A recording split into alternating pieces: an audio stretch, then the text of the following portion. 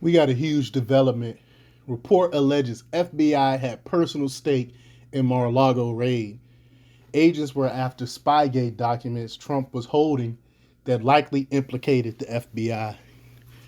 And I believe this is what really was going on. That Trump had dirt on the FBI, and the FBI went in to try to get rid of this dirt. I truly do believe that, because what documents exactly would they run in on him on, unless it was something that would implicate them? Because this is very high profile. It's a high profile case. You just don't run into the former president's resident willy nilly like that.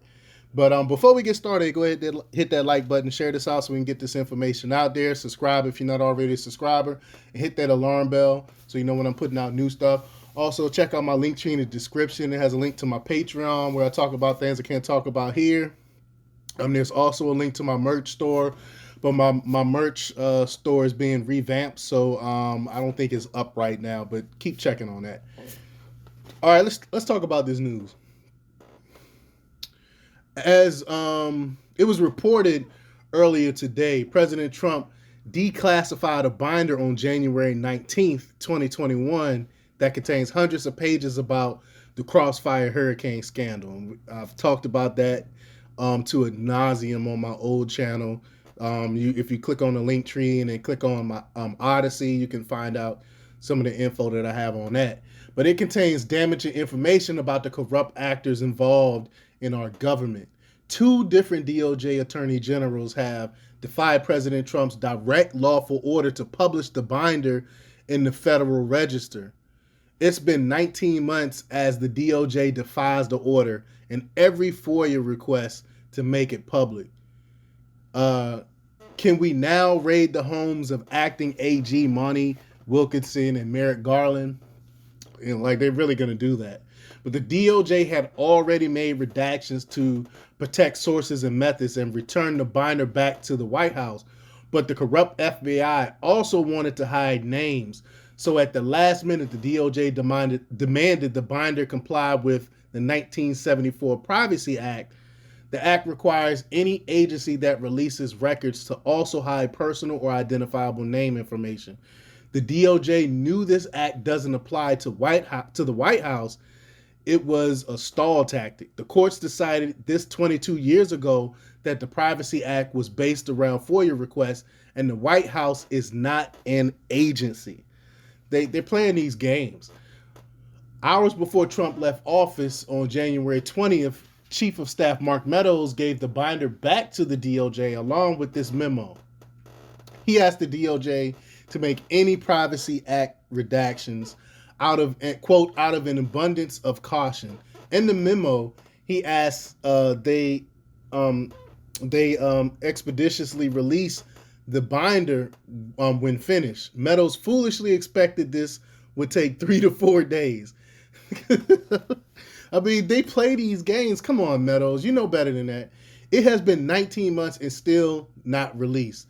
Just the News recently obtained the Meadows memo from the National Archives, who also denied having a copy of the declassified binder. Meadows admitted in interviews various agencies often stalled or defied Trump's orders. Meadows knew better than to rely on the DOJ to release this damaging binder after they left the White House. He should have released the binder to the public himself, but in doing so, there was a chance he would become a target of the DOJ and FBI. The memorandum below, which I'm gonna have, is gonna be it should be scrolling through, but is what Meadows sent to the DOJ Attorney General on January 20th, 2021, and now this. New details on Monday's raid of Mar-a-Lago may offer an explanation on what the FBI was looking for and why the FBI has not released the Spygate documents as they were ordered to when Trump left office.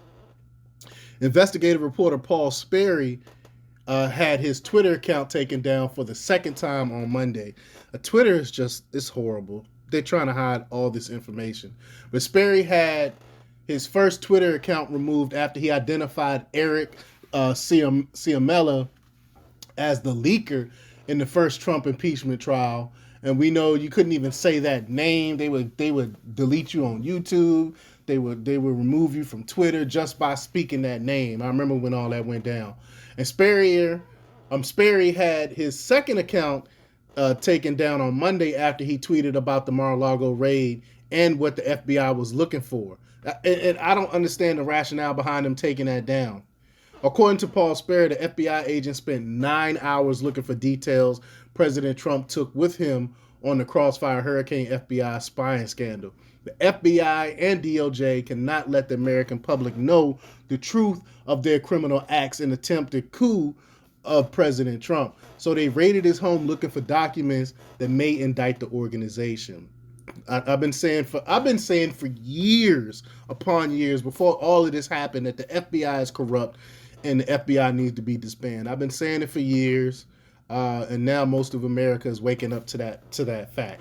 But Zero Hedge reported Twitter has suspended journalist Paul Sperry after he made several tweets about this week's FBI raid on Trump's Mar-a-Lago residence, where they spent up to 9 hours rifling through the former president's private office, Melania Trump wardrobe, and eventually took 12 boxes of material.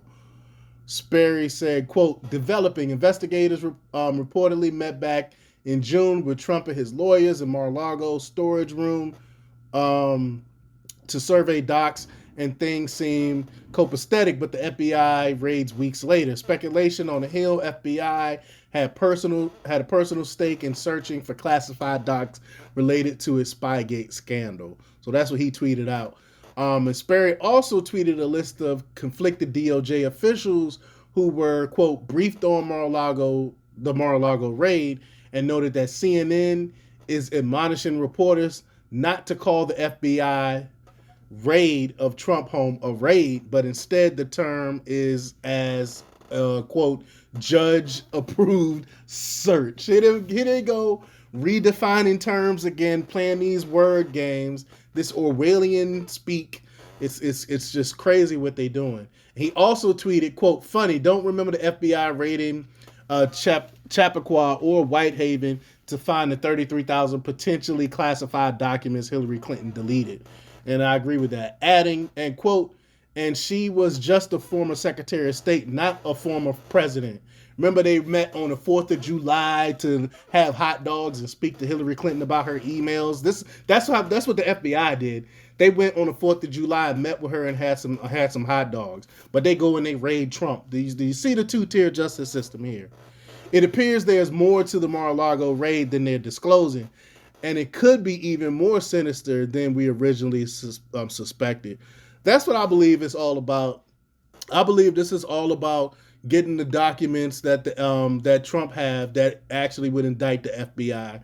He has some type of proof proving that the FBI knew this whole Crossfire Hurricane was set up to try to take him out before when he was running for president. And I think he has the proof of that, and that's what the FBI that's why the FBI came down on him. But let me know what you think. Leave comments down below. Like, share, and subscribe, and check out themarketpublics.com for the latest news. Until next time, peace.